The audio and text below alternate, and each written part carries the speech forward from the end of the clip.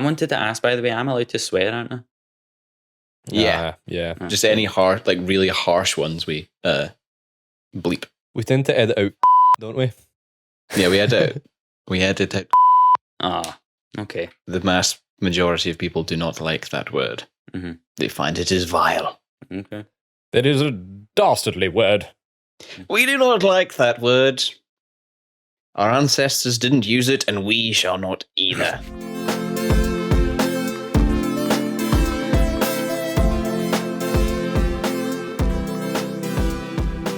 Hello, and welcome to the Idiots Anonymous podcast. We're two Scottish engineers that graduated during COVID, and this is the show where we, along with our guests, take everyday life and make it a little bit more complicated than it originally was, which grants us the title of Idiots. Idiot. So to start off the introductions, I'm Rory and I'm an idiot. Hello, Rory. Hi, Rory. Hi. So I'm an idiot this week because back in the day I trusted my two younger siblings with my copy of Lego Star Wars, and both times they completely reset my progress to nothing. And that's including all the extras you go find, I was so close. Collected all the mini kits and everything. Collecting all the mini kits, Yeah. completing everything, getting all the characters, even the secret ones, and they reset me to nil twice. So did you loan them this game to their console, or was it one of the ones where it's like a memory card? So you have to like pass about the memory card. Memory card. We were a simple family with only one PlayStation. Oh, I That's see. a big oof, man. That's a big oof. That was a big if. So my name's Ryan, Hi, Ryan. and I'm an idiot. Hi, Ryan. Sorry, forgot the most important part. I'm an idiot. Hi, Ryan. This week, I'm an idiot because of a story I'd like to tell. Back in 19 Canteen, aka 2018, I went to Russia and I went to St. Petersburg, and beautiful place, beautiful city, but I was a bit out of touch with the culture. So we went on a night out with, there was like 30 of us, and we ended up going into this like really popular nightclub that was recommended by one of the locals. So we had this guide and he was like, oh yeah, it's like such a good nightclub. You guys should totally go there. So we went, the music started and there was all these like catwalks roundabout. Maybe like 20, 25 minutes into being in that nightclub.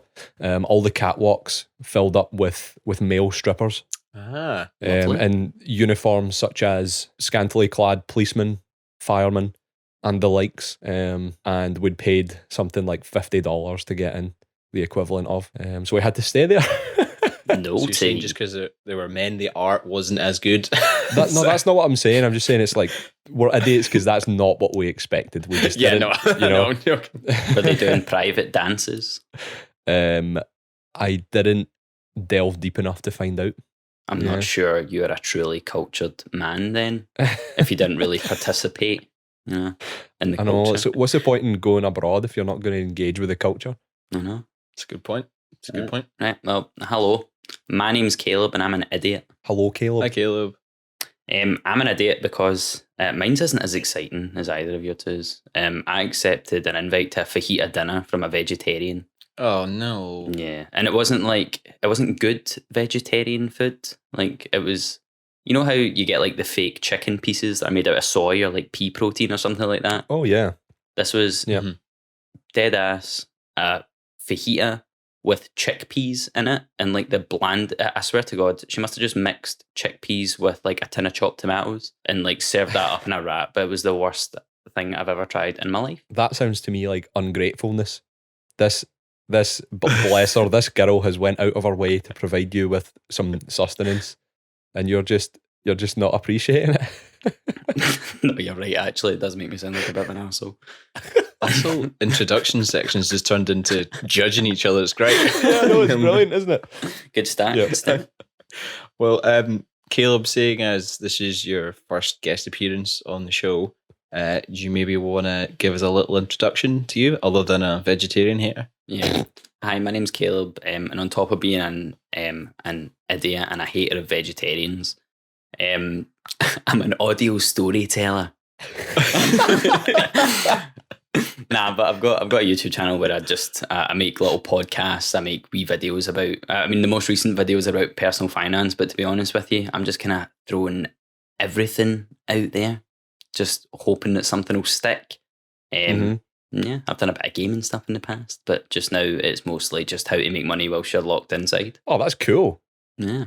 That's really cool. We'll give you links and stuff like that at the end, and I'll put them in the description. So if you like Caleb, we'll tell you where to get more. And if you want to make fat stacks, if you want to secure the bag whilst you're locked in, then you better go and check out my videos. Brilliant. There we go. Cool. So now we've done our introductions, let's dive into the episode. So when we were coming up with this episode, Caleb, we thought it'd be cool to combine Ryan and I's love of technology and science and stuff like that with your love of history. So that kind of gave us our kind of topic of weird inventions in throughout war. So usually in war, that's when tons of technology and innovation happens just because you need to get the upper hand on your opponent. So it's like how we went from box planes, like those canvas box planes in World War I, to like full on jets at the end of World War II. It's like quite a leap just because you got to get that upper hand. Like those Blackbirds from Black Ops. Yeah, like the Blackbird, which is the coolest plane known to man. But so the way we're going to do the episode is we've got a bunch of categories, and then within these categories, each of us will present what we found, and then we'll give it a score, rating it on creativity, obscurity, and effectiveness. And then just to make it into a bit of a competition, whoever gets the most categories is the winner. And I don't know what you win, but you're the winner. Pride, probably. Lovely. You win a spot on Caleb's personal finance course. Yeah. I'll let you into the stock signals Discord. Yeah.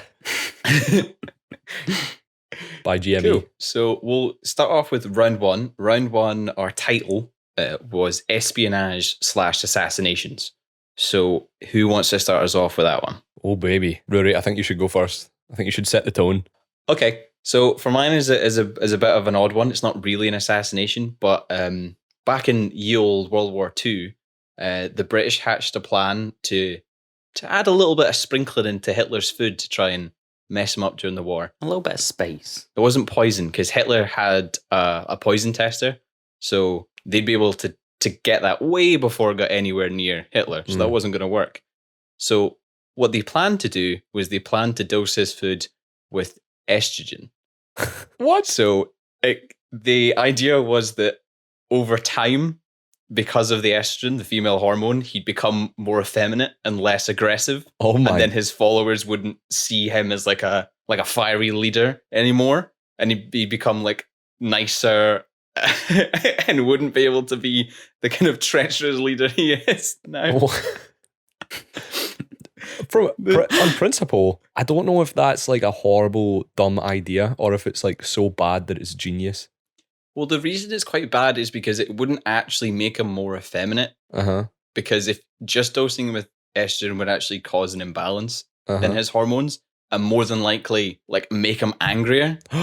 Because, he'd get like sore around the breast area. He'd get like weird mood swings. He'd get headaches, nausea, that kind of stuff was more likely what would happen. And that would piss you off more than anything.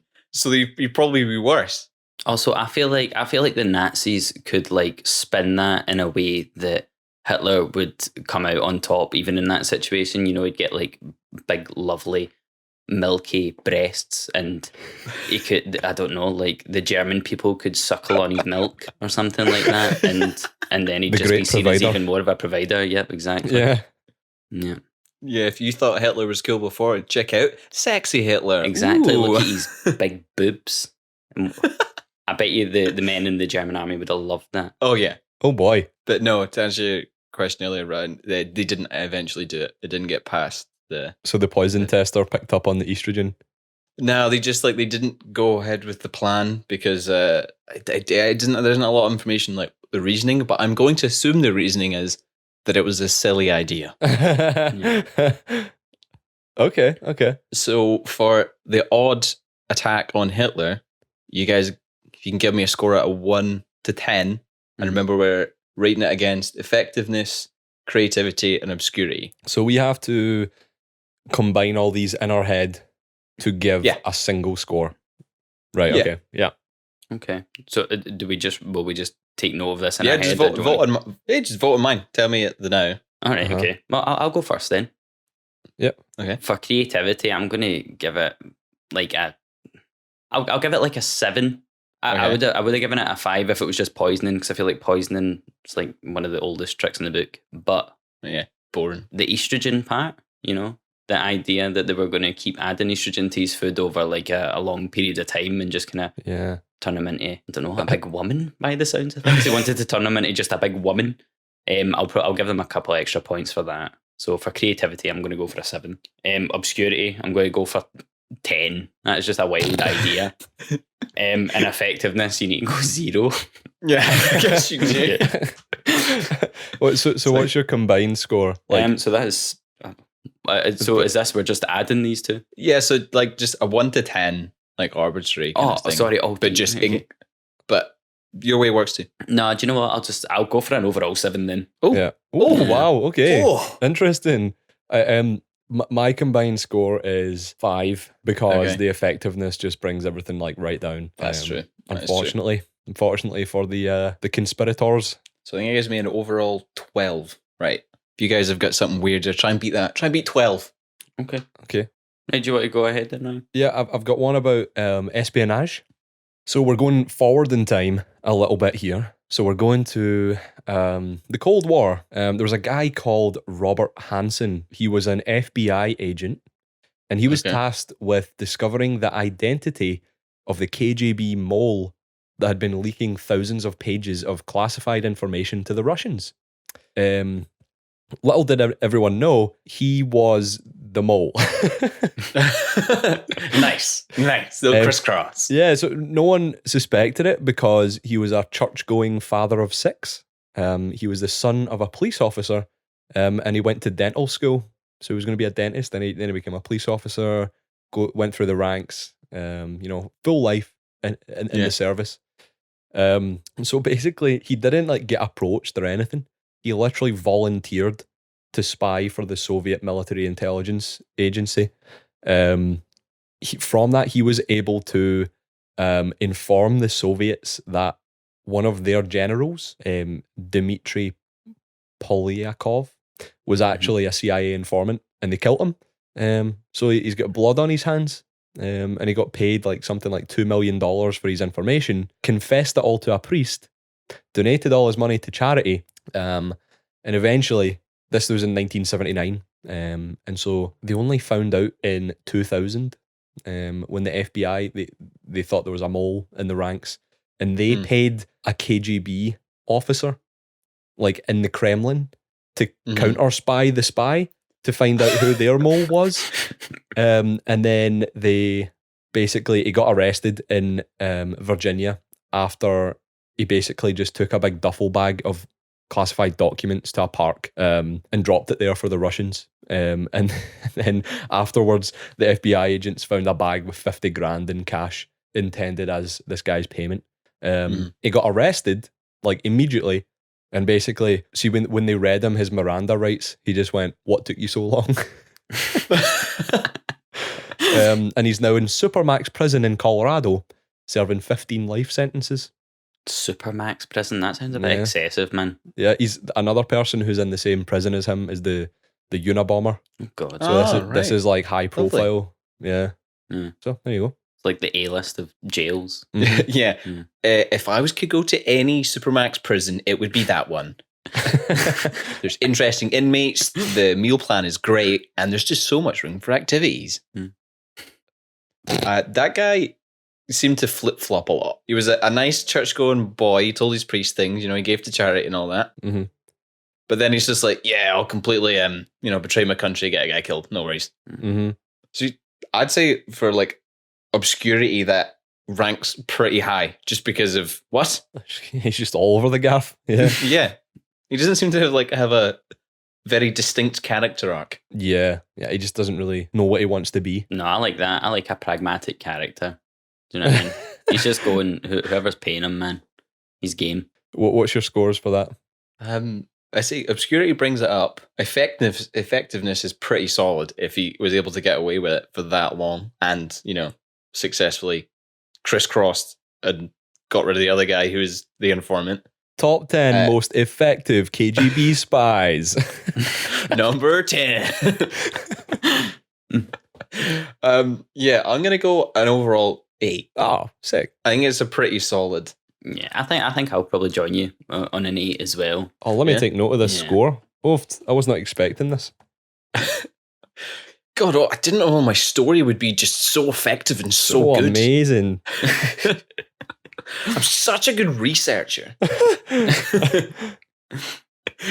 So, Caleb, what have you got to knock off a 16? right, okay, I'm not sure I've got what it takes to knock off a 16, but I've got 2 here. I think I'm going to go for this one here. So this one's quite a famous case.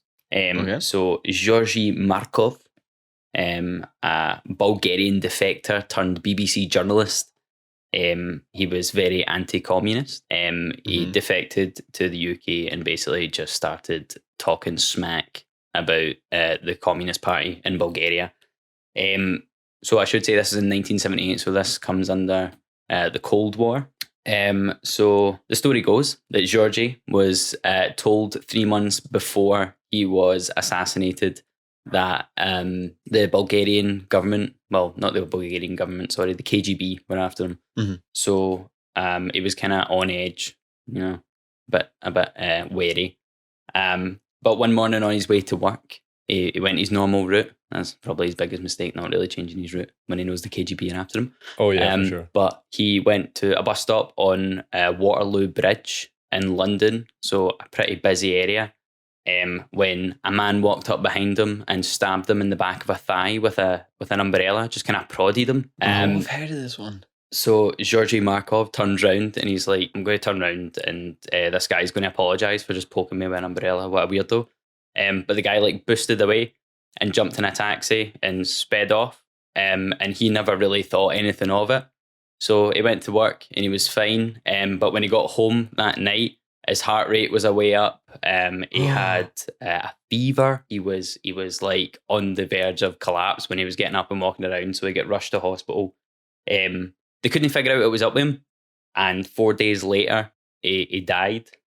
So whenever the doctors were doing his post-mortem, they found a small, what do you call that? A puncture wound in the back of his leg. It was 2 millimeters in diameter. And when they were taking a sample of his flesh around the wound, a small metal pellet fell out of his leg with like 2 holes in it. And from tests that they ran on the pellet, they found that there was ricin in the pellet.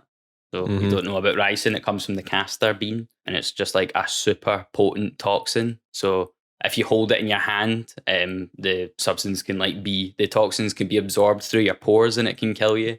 Wow. If you inhale it, if it's crushed and someone like blows it in your face and you inhale it, you can die.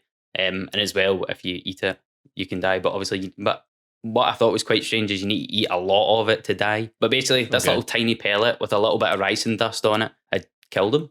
Wow. Yeah. But it was delivered from this umbrella. The guy just poked him in the leg and it shot the pellet into his leg. And yeah, he died 4 days later. That's insane. Yeah, there's always like when you read stories, they come up with these like weird and wonderful contraptions, or like even in like movies, but you don't think someone would actually build it. Yeah, I know. It's like, what's the point in having it in an umbrella? It could just be in, I suppose because it's long, it's like a really long device and you can poke from a distance. You don't need to bend down, things like that. Plus, I mean, it is quite weird to be cutting about prodding people with it, but no one's going to question you if you're walking down the street with an umbrella. You know what I mean? Yeah, if you came up with like, I don't know, like a traditional means of poisoning someone, they're going to know and then going to get treated for it. Yeah. But if you get prodded with a wee umbrella, who's going to care? And that's another thing about ricin. So you can't actually detect it in the human body. And there also isn't an antidote for it as well. So he was done for. Super dangerous. Yeah. Yeah, I'm going to give that like probably, do you know what? That like scores highly on all 3 metrics. I think. It's got to. I think creativity, maximum. Effectiveness, maximum. Oh yeah, you did it. Obscurity, a little bit less than maximum. I'm talking like that. That's getting a solid 9. I was going to rate it the same as yours. I was going to go 8, but I think either way, Caleb takes the round. Yeah. Congratulations, Caleb. Round 1 goes to you.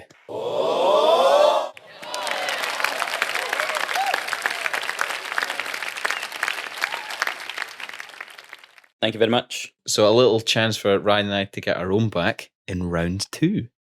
So round 2 Best game show is host. yeah. I'll tell you what, if I had my own game show, it'd be class. All right, I'm great at it. I've got the inflection, I've got the ooh and ready. But yeah, round 2 is use of animals. So it's quite common in most wars. So if you guys found some pretty weird ones, I think that's where you're going to get the top scores. So do you want to start us off this time, Caleb? Yeah, I'll go for it. Right. So, mine's is going to be Project X-Ray from World War II, also known as bat bombs. I also did a bit of bat bombs. I had a bit about that as well. Yeah. There's a guy called Lytle S. Adams who goes spelunking in caves in New Mexico just before Pearl Harbor, the Pearl Harbor attacks. So he's just spelunking about the caves, cutting about. Apparently, he was like infatuated with bats. He like grew an unhealthy obsession with these bats. Not long after he came out of the caves, he was still on holiday in New Mexico, and the Pearl Harbor attacks happened. And he decided that he was going to come up with some creative way to use animals to get back at the Japanese. And like I said, he was infatuated with bats and he couldn't get over it. So he had an idea that he was going to strap these little incendiary bombs to bats and deploy them over cities in Japan to like cover a 40-mile radius. They were going to crawl into all the little nooks and crannies that people couldn't get to, and then detonate their wee incendiary bombs. And the idea was that they could cause a lot of damage without putting their own people at risk. And there also wouldn't be like a large human cost on the Japanese end as well. So a big humanitarian, this man who wanted to like burn down all these buildings and whatnot. Yeah, what a great guy. Yeah, great guy. Lovely man. So this actually got greenlit. They actually decided to go ahead with this, and they did a lot of testing. So they designed these little tiny bombs that went around the bats' necks. Although there was quite a lot of challenges that they faced. They faced logistical challenges, like actually deploying these bats in Japan. So what they did is they forced them into hibernation. They kept them in like ice trays, and then they put them in cardboard boxes to deploy them over Japan. But the test didn't go so well. So whilst they were trying to deploy them, sometimes the bats just would not actually come out of their little cardboard boxes. And then there's a few occasions where they couldn't actually control the bombs on the bats. So they burned down an aircraft hangar and they burned a general's car. Yeah. So after they invested $2 million and nearly a year of research into getting these bats deployed, they just scrapped it completely and decided to focus on the atom bomb. Yeah. Which I think was a pretty good decision, to be fair. Yeah. I heard of that one before, and it took so long for development that they just decided like the atom bomb is already overtaken this. Yeah. And like complexity and successfulness. So like patch the bats. They actually had a couple of different options for the deployment, because they had the ones where they would drop them in like essentially cardboard boxes in groups, but they also had this like custom casing. So it was like a regular bomb casing, but it was completely hollowed out and had compartments. So what they would do is they drop that like a regular bomb, and then the parachutes would deploy and slow it down. Yeah. And then the flaps would open and they'd all fly out. And the idea is that they go and roost in the roofs of all the Japanese buildings. Yeah. So they actually had like variants of how they were going to do it. So it was like they actually put so much into that project. So I thought it was really funny when it just blew up on their faces, really. Just patched it. They were like, nah, man, it's not worth the hassle. Can't control these bats. These damn bats. I like the idea of like there's like a big aircraft hangar and there's bats just flying around like absolutely crazy. And the scientist goes, nah. And they just walk out, close the door, and just bugger off. Just leave them like, nah, it's sound. These bats are not happy with getting these wee bombs hung around their necks, so they're like, do you know what? I'm going to burn down that man's aircraft hangar, and I'm going to burn that bastard's car as well. Mon the bats! Yeah. Mon the bats, man. Up the bats. Brilliant. Yeah, this one was crazy, and I was like, no. So I think in terms of scores, it's got to go pretty high. Just because, well, I guess effectiveness, no. No. But creativity and obscurity is pretty mental. So I'm going to go ahead and say a solid 6. I'm going to give it a 6.5. Yeah. Oh. Yeah. Yeah, we're dipping our toes into half points here. Just like, didn't say it in the rules. Could tell one. Right. Well, I've got a nice one here. So, okay. You might have seen in Lord of the Rings, elephants were used as siege weapons, and all the different people were riding the elephants, and they would just like use their tusks to just like ram people out the way.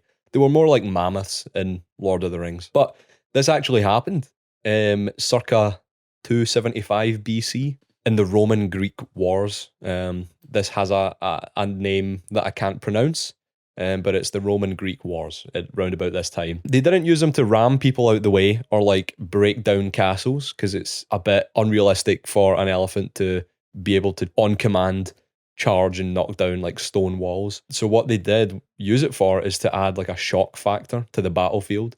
So like if you imagine these little, soldiers with some spears just seeing like 10 elephant riders running towards you, you'd be like, oh, fuck this, mate. I am out. Not a chance. So a lot of different historians have reported, however, that so the Greeks used these against the Romans, and the Romans had a secret weapon. And this is my point. The secret weapon was that during the siege of Megara, the Romans doused some pigs in crude oil and resin, set the pigs on fire, slapped them on the bum, and sent these incendiary, squealing pigs running towards the elephants. And elephants are absolutely terrified of pigs. Like they were just so baffled at what was running towards them. They just bolted. They just like chucked all their riders off and just like bolted into the distance. And kind of makes a lot of sense, to be honest. If you saw like a squealing, flaming pig like running towards you like a fire demon. So to combat this in the future, elephant riders in the Greek army were required to keep a pig amongst their elephants, like when they were training them, so they get accustomed to pigs. Is it the pigs they're scared of, or is it the fact they're on fire? Insufficient data. Because if I'm completely honest, I'm not scared of a pig, but if there was a pig like hauling arse towards me on fire, I might run from that. And it's the fact they're like squealing. See, since you mentioned that, do you know what popped into my head? Do you remember the 30 to 40 feral hogs meme? Do you remember that? No. There was people on Twitter having an argument about like gun rights in America, and the guy was like, well, do you know what? If you want to take my guns off me, you can come and deal with the 30 to 50 feral hogs that run around in my front garden kind of thing. That just popped into my head as soon as you mentioned that. Yeah, so my input is the use of flaming pigs. I really like the flaming pigs, I'm not going to lie. That's a high score. I wasn't expecting you to go that far back. That's what I was like, oh, okay. Yeah, mate, but old-fashioned war. This is ancient warfare. I'm going to go for a 7. Cool. I think it's a bit better, but we're lacking information on how scary these pigs were. Maybe I can bring up a picture of a flaming pig. Yeah, I think you're scoring them a bit harsh there. I'm gonna give you a 9. Oh. The only reason I'm not giving you a 10 is because it's not in the time period that we had discussed. Ah, that is true. That's a cheatsy doodle move. Oh, but you're telling me that if the Germans sent elephants into France, you wouldn't use pigs. That the French wouldn't have used pigs. Right, I'll up mine 10-8 then. You get a 9 and an 8. Ah, beautiful. So what's that? 17? Right. I'm hoping I can get some big points this round. So in your guys' idea, the animal becomes the weapon itself. So they become the bomb. What if the animal wasn't the bomb itself, but was in charge of controlling the bomb? Oh no. Ooh. So back in the old World War II again, the Germans had just come up with a missile that they could guide. So not like lock on, but they could control it once it had left. And that gave them a massive advantage from where they could drop bombs onto ships. So they could be a little bit further back to stay out of the range of the guns, but could still guide a bomb into a ship. And that was big.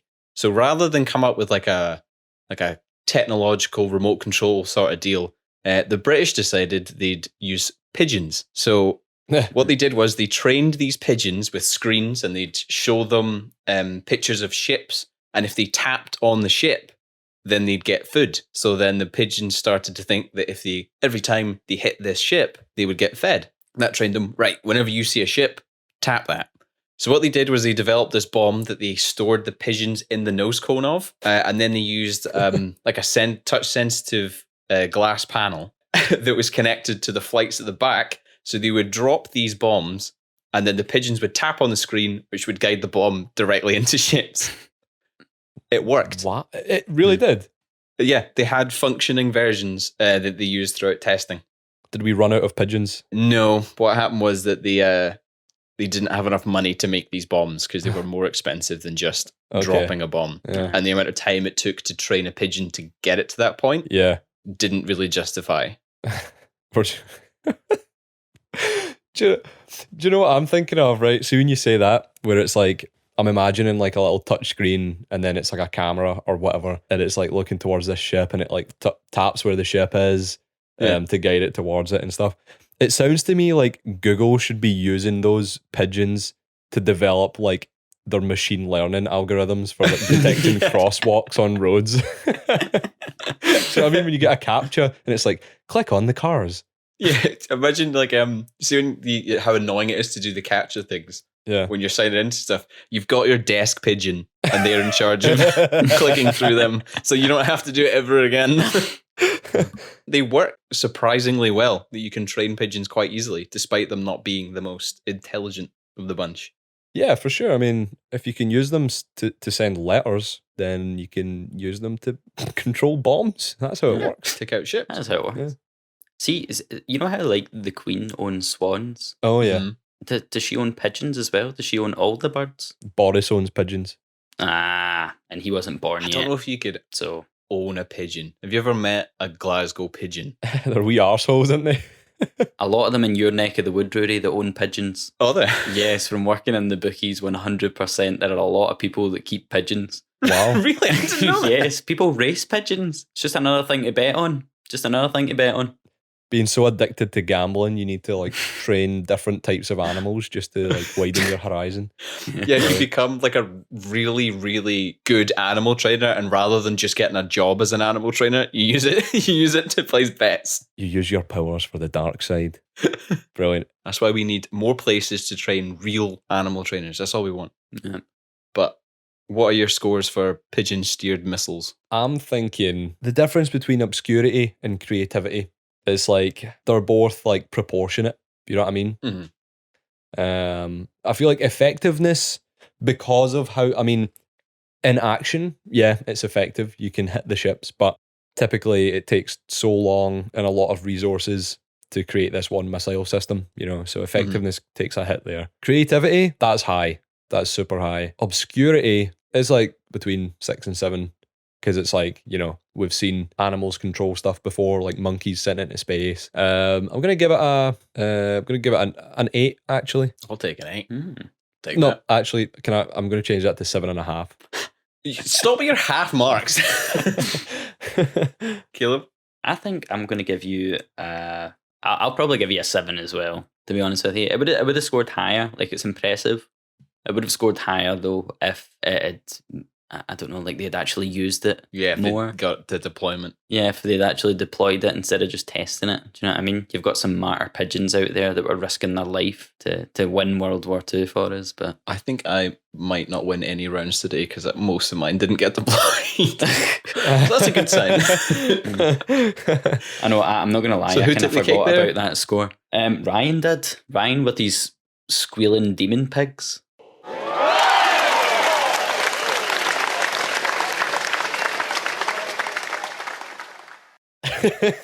Yes.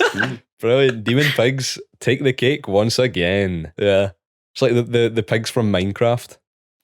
The not the actual the nether pigs, like the pigs from hell, you know, Yeah. when you go to the nether. Oh, the wee pigmen. Those ones. Yeah. Wee pigmen. Very scary. So scores at the doors right now. Caleb's got 1, Ryan's got 1, and because me and Ryan do the podcast together, I'm just going to say that that's also my point too. I'll share it with you. Okay. Oh, that's cute that you share points. Yeah, well, you know, it's just one of the few things that Ryan and I do that just make us like really cute as a podcast duo.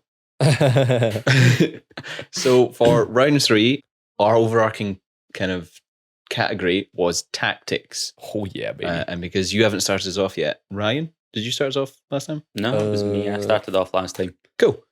Ryan, Sweet. Okay. you start us off. All right. I've got a doozy for yous. Right. All right. So I've got a tactic that a lot of different countries used in varying capacities throughout the 1900s, through the wars. But the example I'm going to use was used by British planes. This is airborne leaflet propaganda, and it's my favourite kind of psychological warfare. Favourite way to get my propaganda. So what happened was British planes dropped information leaflets from planes on the front lines, down onto war camps, onto battlefields in various cities, which detailed how to effectively fake being sick in varying ways in order to get sent home. And it was quite extensive. So the first chapter was how to fake severe debilitating back pain. And it was carefully constructed by different propagandists and doctors so that it didn't go into so much detail that soldiers might be caught out by having like too much medical knowledge about the subject. So it didn't give any illness names. It just gave step-by-step instructions on how to act. And so there was things like debilitating back pain, how to make diarrhea-inducing concoctions, stuff like that, so that soldiers that wanted to go home to their families, that didn't want to be on the front line, could just use this and just get sent home, basically. And obviously, you know, the German and enemy forces from Britain, they wanted to deplete the numbers and get them sent home and stuff like that. So the Germans eventually caught on to this, so they started rejecting all claims from soldiers that they were sick. So if people came to them with like, oh, this is wrong with me, I can't walk, I'm severely ill, whatever it was, they just rejected all the claims. They were like, nah, you've been reading that propaganda leaflet. We don't believe you. And so what happened was, this just led to actual diseases being spread like amongst healthy soldiers, and damaging the war efforts even more. And so so as I said, that's been used by loads of different countries, for example, for turning forces against each other to spread fake news, but has declined after World War II since the introduction of widespread like TV and radio communications, because you can like fact check the propaganda and whatnot. But yeah, I thought that was a good one. That is incredible. So effective, because if they faked it, they got home. But if they don't fake it, then the disease gets spread and they deplete numbers anyway. So it's like it's a fail-safe. Like you're definitely sending at least some troops away. Yeah, no, that is a good one. So that was the British Army would fly over German territory and drop it on them. They would fly over like occupied territory, whatever countries there was fighting happening in. And whether it's like, you know, it could be French villages, because the Germans went there to like round up people that they didn't like and sort of like stormed people's houses and what's not. And so these leaflets were just everywhere. Whenever, you know, marching through the lands, through the bunkers and stuff, they were just sitting about. That's so funny. See, I think that's actually really smart, because I swear, see, if it was like a dum-dum like me that was in charge, I would have just been talking mad shit. What do you mean? What do you mean? I would have just been like, y'all are whack. Y'all are shit at this war stuff. Y'all should just give up. If you were in charge of who? If I was in charge of like the British Army or like any kind of strategy at all, I would have been dropping leaflets being like, y'all should just give up. We're going to win anyway. Oh, right. Idiots. I see. Like not any cleverly crafted ruses. It was just, he just goes, nah, just stop. Just smack talk. Just straight up smack talk. It's like British bombers, like really expensive B-12 bombers just thundering through the skies. Like the cargo hatch opens and it's just this big, massive, like huge boxes of propaganda leaflet spread across the whole landmass of France and Germany. And it's like the German soldiers just pick up the leaflet and it's from Caleb. Just, you open it up and it's like, your mum gay. Just photocopies of like my arse. I mean, that would work. Guarantee it. Yeah.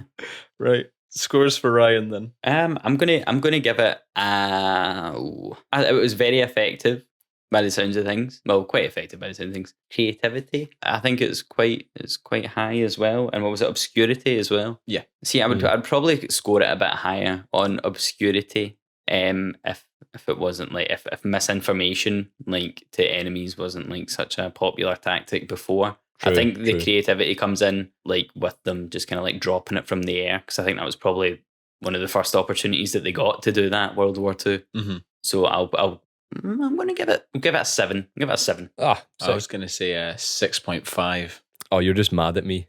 No, I was actually thinking along the same lines as Caleb, that it's kind of obscure, quite creative and effective, but it's like not wild. So yeah, 6.5 from me. I was thinking about going for a half score, but I patched it. I didn't want to stoop to your level, Ryan. So for mine, it includes a little invention. So when the army used to drop crates and supplies and things down on the ground, they obviously had to use parachutes to bring it down slowly and safely. Mm-hmm. But that meant it could get relatively easily shot out of the sky, or it could drift off target or get lost or whatever. So it worked, but it wasn't that effective. So they came up with an idea. It's called the Hagile. So essentially it was a platform that they put the supplies on top of, and then they drop it from the airplane. And what it had is like a little kind of sensor that hung like beneath it. And that was called the plumb bob. So essentially like a button that hangs. So that sensor that was before it would hit the ground first, and then that would cause rockets on this platform to fire. No. Which would then bring it to a slow descent on the final bit of its journey. So it could race down from the sky, and then the last little bit was rocket assisted on the way down. And that was called the Hagile. That was in experimentation for 2.5 years, but they didn't really get it right. So, Rory, what I'm thinking is, see this plumb bob, how long was it? So that they had to experiment with that, because it had to be the length that the rockets would like allow it to travel. You know what I mean? Yeah. So they experimented with that, they experimented with thrust, and they experimented with placement of the rockets. And that in 2.5 years, they got it to work a couple of times. What I'm thinking is, see if your plumb bob is like, let's say, I don't know, like 100 meters or something, right? Yeah. And that, I don't think it was that long. Okay. Yeah. Well, if it was, this sensor gets activated, why did it not just pull a parachute? Oh, because a parachute like really close to the ground isn't particularly effective. It won't have enough time to slow you, and it won't have enough air to. So like the reason it was rockets is because it would be really close to the ground, and then they would just do the tiny little bit of travel it had left, like a couple of meters. Do you lose the rockets? No, they're like retrofit. You know when they like fitted one, so it'd be like, same way that like a pipe bomb looks that is filled with the fuel. Yeah. So the actual rocket was part of the frame, and it was just the fuel inside. So you can recover it and use it again? Yeah. Ah, okay. Providing that you don't wreck it on entry, yes. But then you'd have to like mix a certain amount that fitted the cargo weight, because obviously cargo is distributed in different ways, it's different amounts. So it would have been like a logistical nightmare to use it for everything. But the idea of like using the rockets to land isn't mental, because that's how they landed the Curiosity rovers on Mars. They dropped the pod and then it fired its rockets beforehand and then lowered the rover down. So the idea was there, but the execution was not at all. On sustainability, I'm going to score it really low. Me too. I was going to say. It was a polluting method. Yeah. What's wrong with canvas parachutes? Yeah. Organic bamboo parachutes. That's what we need. You could turn them into Converse afterwards. Yeah, so that's an interesting one. I like how forward thinking it was. So they're like, this has been used like now, effectively, albeit in atmospheres that have a much lower gravitational constant, so it's easier to use on other planets. However, let's think. Creativity, I'm going to give creativity high because it's forward thinking and it does work like as a mechanism these days. Obscurity, going to score it low on obscurity because it's like a 10-year-old could come up with that idea. Oh, I just put rockets on it, you know? Yeah. Chuck a jetpack on it. Effectiveness, low as well. I'm going to give it a 5. That's fair. I think I'm going to go for a 5 as well, to be honest with you. A solid 10. Yeah. It looks like it's going to be up to you to beat Ryan, Caleb. Okay, let's see. So, let me set the scene. 1948, the newly found state of Israel has declared its independence. Oh, this takes me back. And a united Arab League is all descending on Tel Aviv, trying to overthrow this this new Israeli state. So basically, Israel didn't have a very good army at the time. They weren't as well equipped as they are now, and they were in a bit of a pickle. So from the north, they're getting attacked by the Syrians. They're getting attacked by the Lebanese as well.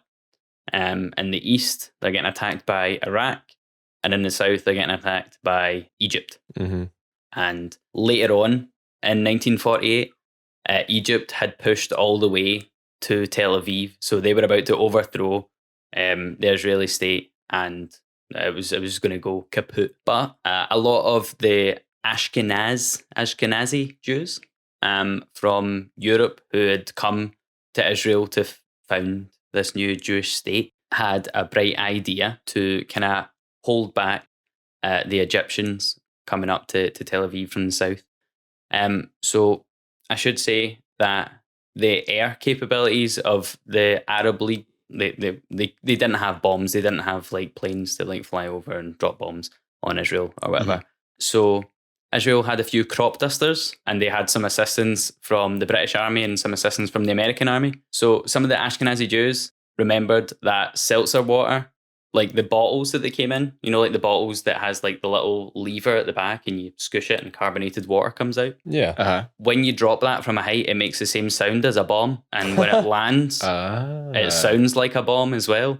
So their idea was that they would fly over where the Egyptians had advanced to, and they were going to drop these seltzer bottles on them to like give the impression that they were under attack from the sky with like bombs and whatnot, which obviously they weren't. So they flew over the top of them, dropped these seltzer bottles down on them, and the Egyptians retreated. And within days, I'm pretty sure within days, they had actually, what's that called again? I've forgotten the word. A truce. They'd come to some kind of agreement, basically, that the Arab League were going to pull out and Israel was going to settle where they were. Mad. That's Yeah. class. That's so good. It's like, haha, you thought we were going to bomb you. Getting on. Get pranked, nerds. Yeah, total prank.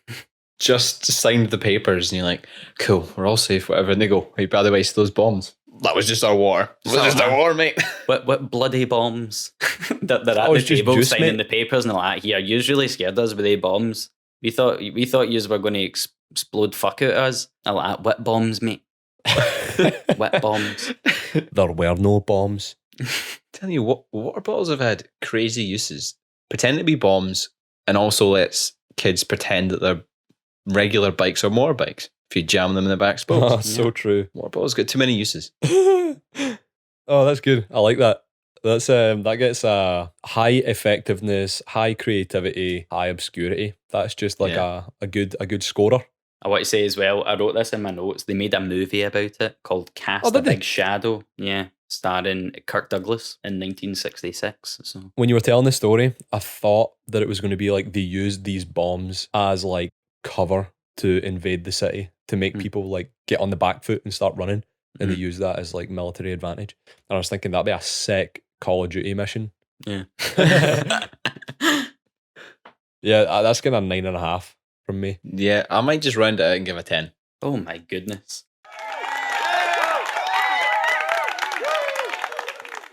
Works perfect, doesn't it? Did the job, and who would have thought chucking a bottle at a plane would scare people? Yeah. Beautiful. There you go. Love it. Last round, either Ryan's going to win it for us, essentially, and we'll get a tie, and we don't have to give Caleb our podcast, because if he won, that'd be quite embarrassing. Oh yeah, relinquish ownership of the podcast. Yep, I take over Idiots Anonymous. It's just Hostile me. takeover. It's just me telling stories about how I'm an idiot for an hour. For weeks on end. It's just me like, right, listen guys, you don't get it. I am so stupid. I am actually so fucking dumb. So for our last round at the podcast, it's large scale weapons. So any weapon is a big boy, essentially. Do you want me to go first? Go for it. Yeah, Cool. Have you ever heard of dam busters? I Yeah, have. They were used quite effectively in World War II, I believe it was World War II. The idea is that you'd have a bomb hanging off of a plane, you'd spin it really fast, then you'd drop it so that it could hit the water, skate along, and then break a dam. Mhm. Right? Really effective, really quite cool. So they had a similar idea for the land that they tried to roll out that was called the Great Pandandrum. So what it was essentially was like a big like the spools you get for threads. So they got two big wheels in the middle, and then you Yeah. got like a column in the Yeah, center. like a skull. Yeah. So it was one of them, and it had little rockets strapped along the outside of the wheel that would make it spin. So the idea is what you'd do is you'd have these on the landers at Normandy. You'd light the fuses, and then the rockets would propel these forward, and they'd go into like where they had built like a little shelter or like a point they can't get past. It would fly into that and blow up, which means the troops could progress. Essentially, that's what it was for. It was supposed to be like a secret mission, and no one was supposed to know about it, but they tested it on Blackpool Beach. And at that point, that was still, like, people still went there on their holidays or just to chill. Yeah. So they tested this in front of just tons of folk. Imagine pulling up to the beach and a big pandandrum comes flying through. And these things are like 10 feet tall as well. Oh, they were massive, massive. Mate, you're riding a donkey on Blackpool Beach and a pandandrum just pulls up next to you. A pandandrum is my other car. They tested these for quite a while, but as for most of the things I've talked about, it wasn't that great. So what would commonly happen is one of the rockets would either detach or like would run out early, and that would cause there to be an imbalance, and it would just fly it off in some random direction. So it would just go nowhere near where it was supposed to go. So they tried to add like a third wheel for stability, and it was even worse. This is like a tricycle. I'm imagining like them rocking up to Blackpool Beach, and it just this thing just flies away out into the sea, or even worse, flies into the town, you know? And it's like, you know, that little kid on the tricycle from The Incredibles, when he sees like Mr. Incredible lift the car, he's just standing there with a lollipop, like with his jaw dropping. Like all these kids on Blackpool Beach with like some ice cream. It's just like yeah, so cool idea based on something that was effective. It just didn't work in the slightest. I can just imagine it in like, you know, like 10 Cloverfield Lane, where like if you go outside, the aliens come and attack you, and they like cut about in their big alien cars or whatever. I just like imagine pandandrums as like some kind of alien vehicle. Yeah, you step outside of Jordan and hears as the rockets start, and this thing comes barreling down the street. It's like something from 1984 or something like that. They use the pandandrums to like enforce curfew. Would you rather have a pandandrum or a flaming squealing pig run towards you? Yeah, what's scarier? That needs a Facebook poll. Yeah. So what's scarier? Fiery pigs or giant spinning wheels? Right, what did I get for scores for that? I'm going to guess not very high because it doesn't work again. 3. 3? Do you know what? Just because I laughed at it so hard, that was actually the pandandrum was the one I was going to pitch as well. So I'm going to give it. I'm going to give it a 7. I love the pandandrum. I think it's a nice guy, man. Do you know what I'm thinking as well? Like those shite Chinese fireworks that you buy from like the dodgy corner The store. cartwheels. Yeah. And do you know what it is as well? Like if it doesn't have enough weight to it, like see if like the rotational force like overcomes the friction like by a huge amount, it'll just like instead of going forwards, it'll just like spin in place and just bounce up and down. Yep. You know, so it'll just be flying round in circles inside the boat or whatever that you're launching it from, and just explode you because it doesn't go anywhere. What have you got to try and beat that then, Ryan? I have so this let me set the scene. So imagine this: you're an innovator and you're tasked by your military seniors to come up with a novel, effective way of bringing down enemy aircraft, low-flying aircraft that we're attacking. So you think to yourself, what do planes need and what do helicopters need to fly? You might be thinking wings or some form of rotating metal. They need thrust, so they need air, you know? So air is very important for these flight vehicles. So what this innovator decided to do was attach a giant metal tube to a tank. They attach this big metal tube, and at the bottom of the tube, they react hydrogen and oxygen together, which expels a lot of energy.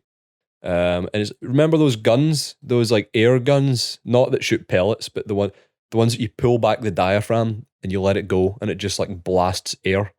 Yeah. You blast air at people. Big one of those, big chemical powered one of those.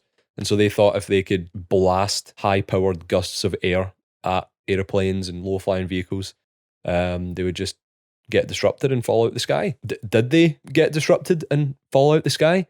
They absolutely categorically did not, because this was a terrible idea, and the gust of wind was nowhere near powerful enough to take these things down. And you're basically reacting high powered elements together at ground level while you've got troops surrounding you, and it was not effective. So I'm going to score my own effectiveness. You think that, see if you put like a big gust of wind at a plane, imagine it's head on and it just like flies up higher, drops its bomb, and it's got a better angle on you.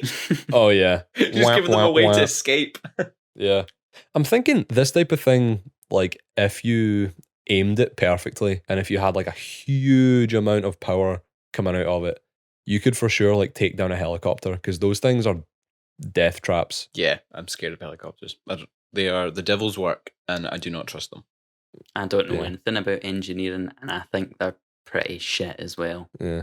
Yeah. There you go. Categorically, we are not friends with helicopters here at this podcast. This podcast does not endorse the use of helicopters. That's the opinion from the scientists and the laymen. What's my score? I mean, creativity is quite good, but everything else just doesn't really... Like 4? Okay, yeah, I'll take it. I'll give it a 5. So the one I'm going for is the V3 rocket. Okay.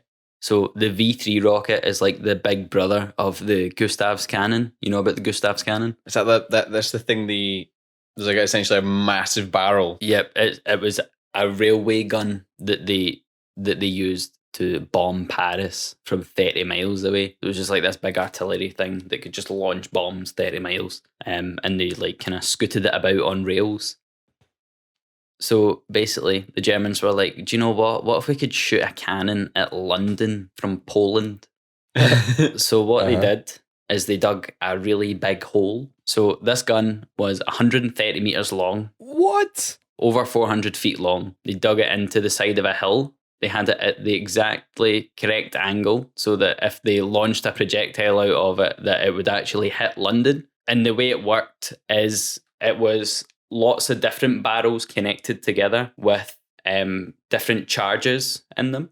So the idea was that the first charges would go off, accelerate it up into the next barrel, another charge would go off, it would just kind of continue. And at one point, I think it was like 15 different barrels that they had. So by the time it came out of it, the idea was that by the time it came out the end of the barrel, it would have enough velocity behind it to reach London, but obviously it didn't. So they just had like this really big, massive gun built on the side of a hill that they could shoot things really far out of, and they got the timing right so that like, which I thought was quite impressive, that they could like shoot a projectile out of it and they could have the charges go off at the exact right time to continue the momentum.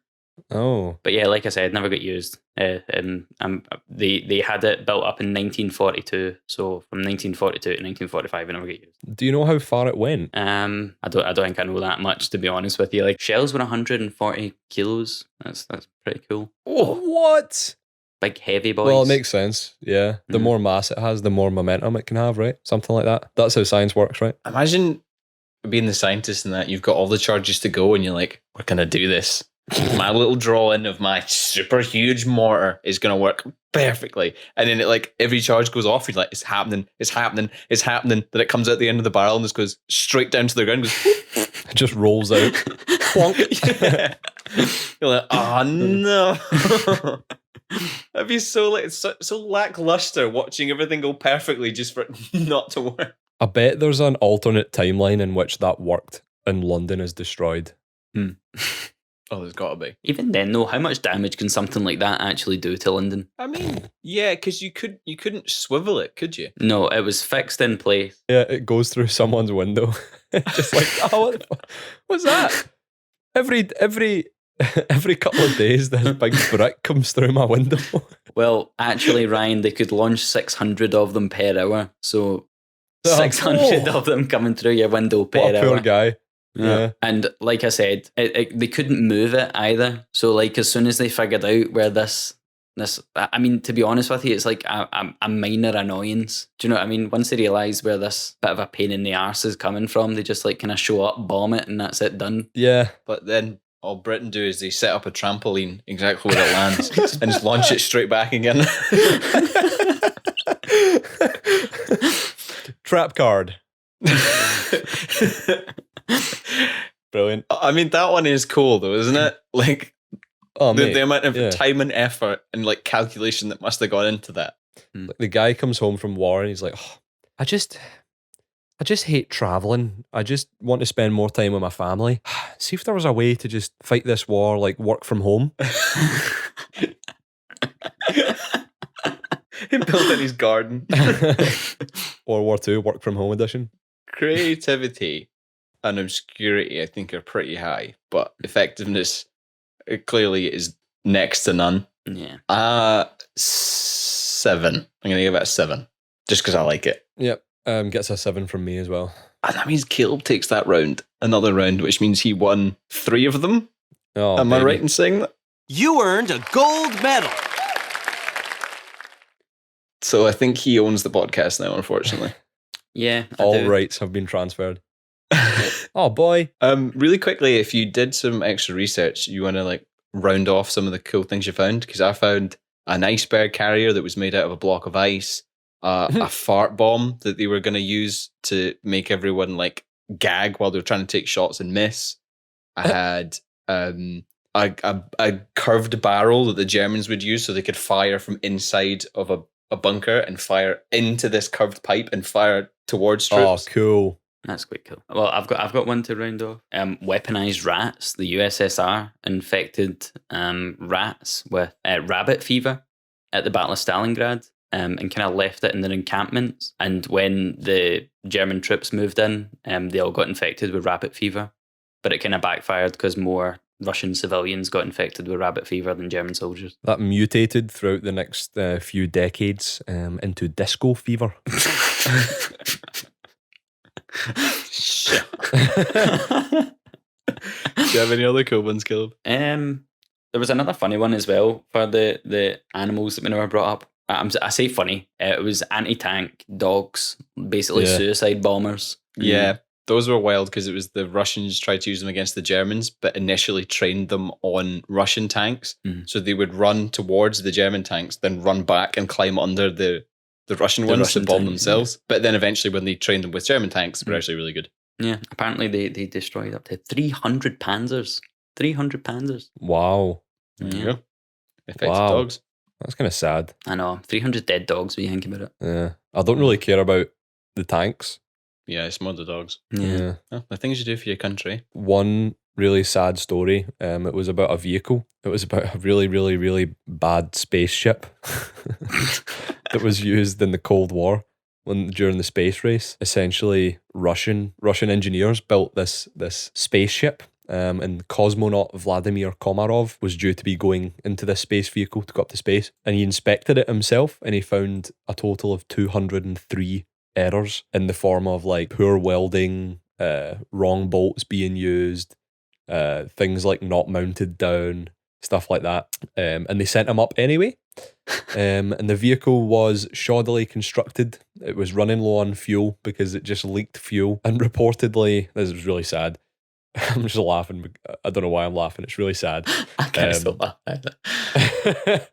And later he ended up crashing full speed to Earth, and what was left of his body was recovered by the Soviet Union and kept under wraps.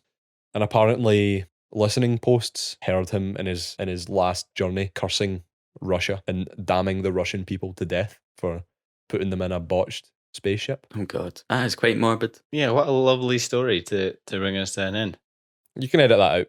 Yeah. So on Ryan's frankly morbid story, it's time to end. Caleb, if people listening thought, here, that boy was really cool and I really liked him and I want to see more of him, where can they find you? If you want to come and find me, I don't know why that sounded so strange. If you want to come and find me, If you wanna get in touch, you want to follow me, you want to see what I'm up to.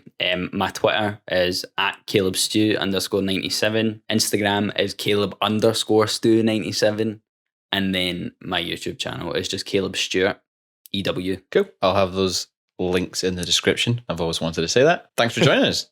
That was really fun. No problem. Thank you very much, Caleb. It was a hoot and a half, and I'm sorry I had to throw you off your own show. But you understand. It's the rules of the game, so. That is true. From next week onwards, it'll be just Caleb just describing things he doesn't understand and telling you how much of an idiot he is. So hopefully, you keep notifications turned on for that, because that'll be a while. Hit that bell button. Yeah, hit that bell button, subscribe, and like Rudy said, tune in next week. I'm just going to tell you how fucking dumb I am. That's it. Sounds great. Thanks again, Caleb, and thanks to everyone that gave the episode a listen. That's all from us. See you later. Bye-bye. Bye.